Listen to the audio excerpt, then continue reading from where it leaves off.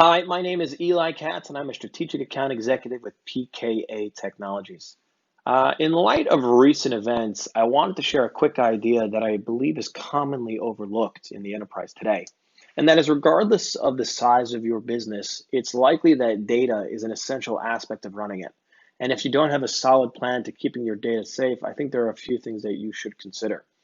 The first is that all humans make mistakes. Number two is that unfortunately computer systems do crash. And number three is that disasters usually happen when you are least prepared. So in the event of any of these situations, there are a few ideas and strategies that I think you should consider when it comes to creating an overall backup and data disaster recovery plan to be able to implement in the event that you are experiencing an outage.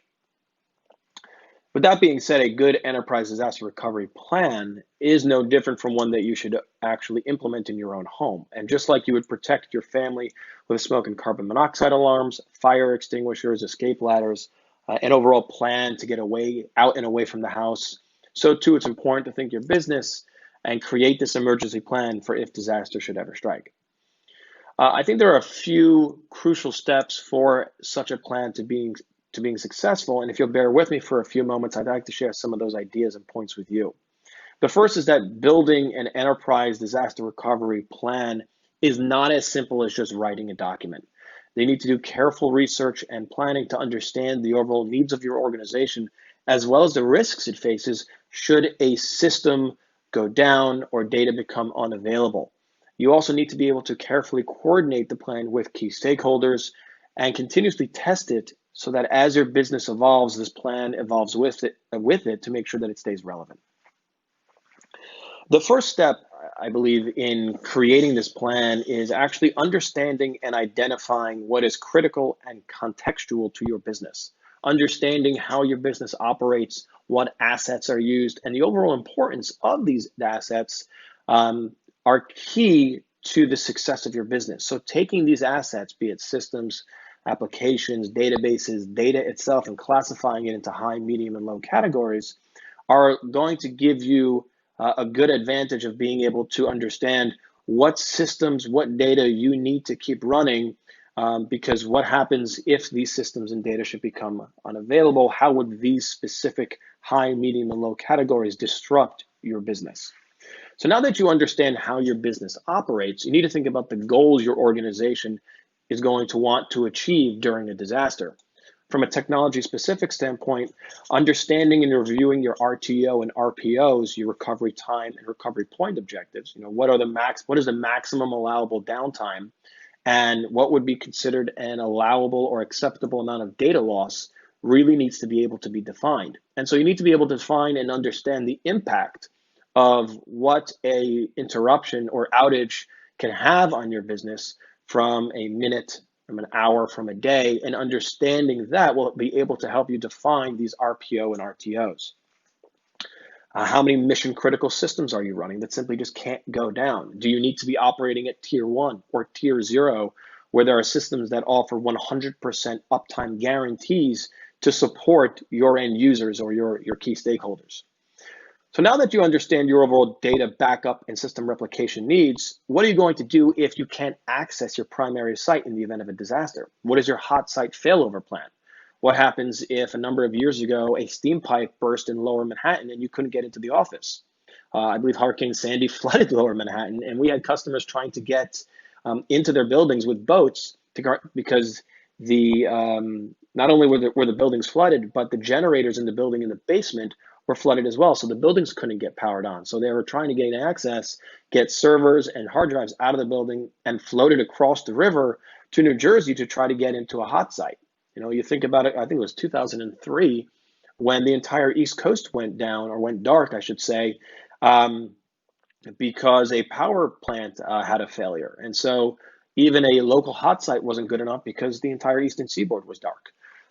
Thinking about recent events, and our hearts and prayers go out to those affected in Nashville. What happens if an explosion takes down a city block or takes out a building that provides connectivity to a specific region? So you need to understand what systems what systems you have, what data you have in place, and be able to create a backup and replication plan so that not only do you have a secondary copy or a tertiary copy of your backups and your data and your systems, but as well as creating different geos for that data should you not be able to access it locally.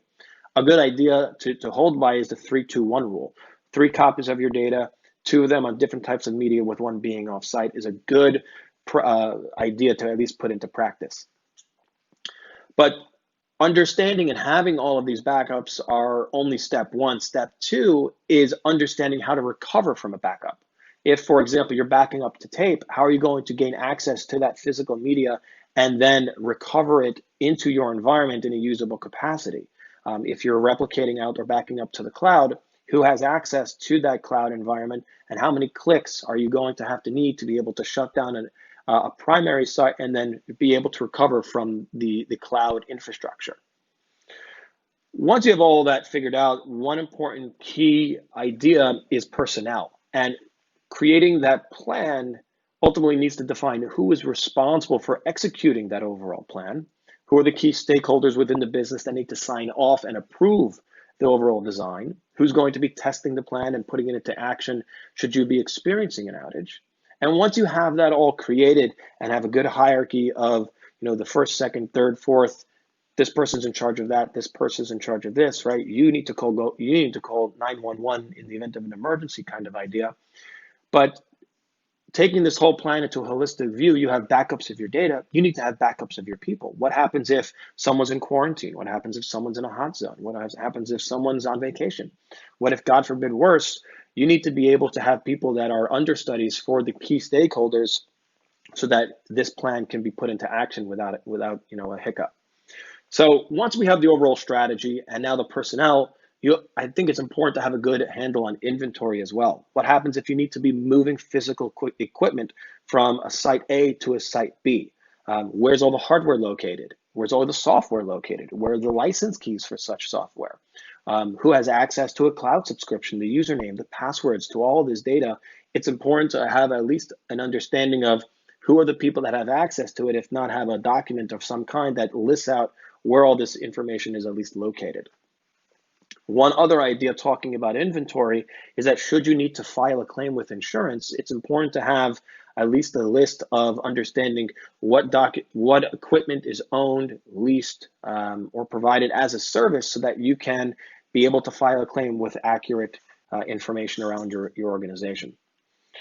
Taking that one step further is planning not only for disasters is also cybersecurity. It's good practice not only having an emergency response, but also an incident response plan in place should you experience a cyber outage, attack, or otherwise a breach.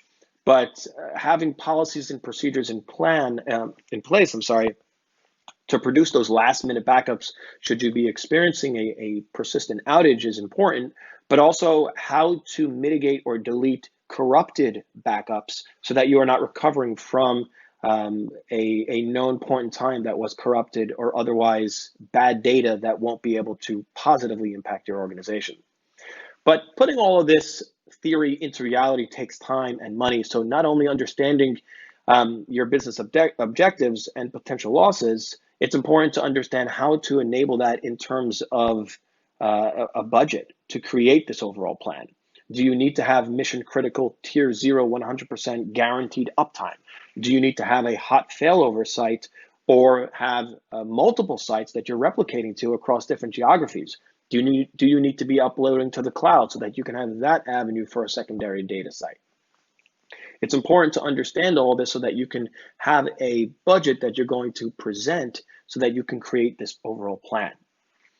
But now that you have this plan and the budget, you need to actually get approval from leadership. You need buy-in and acceptance that not only do you need to hope for the best, but plan for the worst. So creating this plan is a multi-step process of getting from A to Z. But now that you have your plan documented, you have your budget, you hopefully have it approved by leadership, you have to ensure that you can actually communicate this plan effectively to not only the key stakeholders, but the people on the street that are going to be implementing this should you be experiencing an outage. Who's going to be that man in the yellow vest saying, hey, I'm over here, everyone come to me away from the building? So creating that plan, documenting it well, and communicating it often is important to the overall success of such a recovery plan. But taking that one step further is actually testing and reviewing it on a scheduled and semi-frequent basis. You need to be able to pull the proverbial plug and see if the systems actually fail over. Although I do caution you to make sure you have this scheduled, planned, and approved, so nobody is surprised or too surprised by what happens if the lights were to turn off for a couple of seconds. But just as backup, recovery, and disaster site planning isn't just a one-stop shop, as your business evolves, this plan should follow suit and evolve to ensure that while you hope to never have to rely on such a plan, it's here to catch you because you never know when Costco's going to run out of toilet paper ever again. So a backup plan is important to have. But back to my original comments, for your home, I'll point you in the direction of ready.gov, www.ready.gov, which has great emergency planning resources for your home. Or if you're currently experiencing backup issues, I've got a great plumber on speed dial. But for your 24/7 enterprise, should you need any help designing, architecting, strategizing, or presenting a successful plan to your leadership, please reach out to me directly at eli.katz@pkatech.com or visit us on the web at www.pkatech.com. We'd love nothing more than to be part of your overall success story. Thank you for your time. I hope this was valuable for you, and I hope you have a wonderful rest of your day.